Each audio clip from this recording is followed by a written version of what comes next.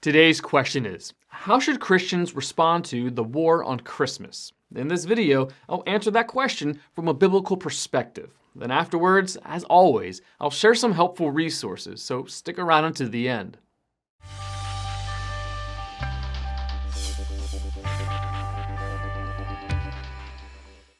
Many people perceive a modern-day war on Christmas being waged in the public square. Those who believe in the reality of a war on Christmas see a concerted effort to eliminate the word Christmas from public discourse. Stories confirming a war on Christmas seem to be coming more frequently. A grade school choir sings, "We wish you a happy holiday," instead of "We wish you a Merry Christmas" for their winter concert. A library invites holiday displays from the community provided the displays have no religious connotation. The stable may have animals in it, but no people. And major shopping chains forbid their employees from wishing anyone a Merry Christmas. It is possible to do all one's Christmas shopping and never see or hear the word Christmas in the stores. Of course, there's nothing wrong with saying Happy Holidays or Season's Greetings. But if someone says Happy Holidays for the sole purpose of not saying Merry Christmas, then we are right to question what's going on. Is there truly a cultural war on Christmas being waged? Why is the word Christmas censored, we wonder as we wander through the malls? Why do some public schools celebrate everything from Kwanzaa to La Befana the Christmas Witch and ban the Nativity, all in the name of inclusion and tolerance?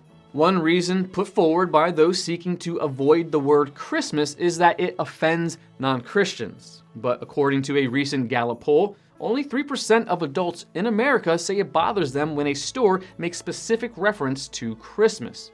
This fact gives the war on Christmas a more sinister twist. The exclusion of Christmas is less about sensitivity and more about censorship.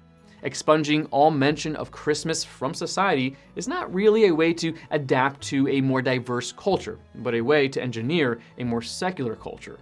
Many times, the arguments against Christmas programs and displays are couched in political terms, but the bias against Christmas goes much deeper than that. The war on Christmas is primarily a spiritual battle, not a political one. How should Christians respond to the war on Christmas and the ubiquitous use of Happy Holidays to the exclusion of Merry Christmas? Here are some suggestions.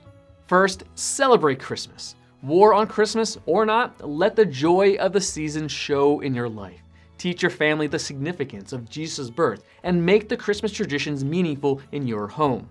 Second, wish others a Merry Christmas. When confronted with a Happy Holidays, get specific and wish the greeter a Merry Christmas. You may be surprised at how many respond in kind.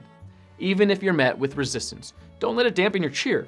In Dickens' A Christmas Carol, Ebenezer Scrooge wages a personal war on Christmas, and his nephew feels the brunt of his uncle's attacks year after year. But it doesn't stop him from wishing his humbug of an uncle a Merry Christmas and inviting Scrooge to Christmas dinner. Third, speak the truth in love. EPHESIANS chapter 4, verse 15. The Christmas season is a wonderful opportunity to share Christ's love and the gospel message. He is the reason for the season. And fourth, pray for those in positions of power. 1 Timothy chapter 2, verses 1 through 3. Pray for wisdom. Pray for revival so that Christmas, instead of being offensive, would be honored by all. May we each be a peaceful warrior in the cultural war on Christmas. Want to learn more? Subscribe so you don't miss the next video. Visit gotquestions.org for more great content and check out the details section below this video. There you'll find one book I recommend along with several links to related questions. If you'd like to learn about Bible Munch or if you're interested in bite-sized devotionals, subscribe to Bible Munch on YouTube. It's linked right here. Now remember, got questions? The Bible has answers. We'll help you find them.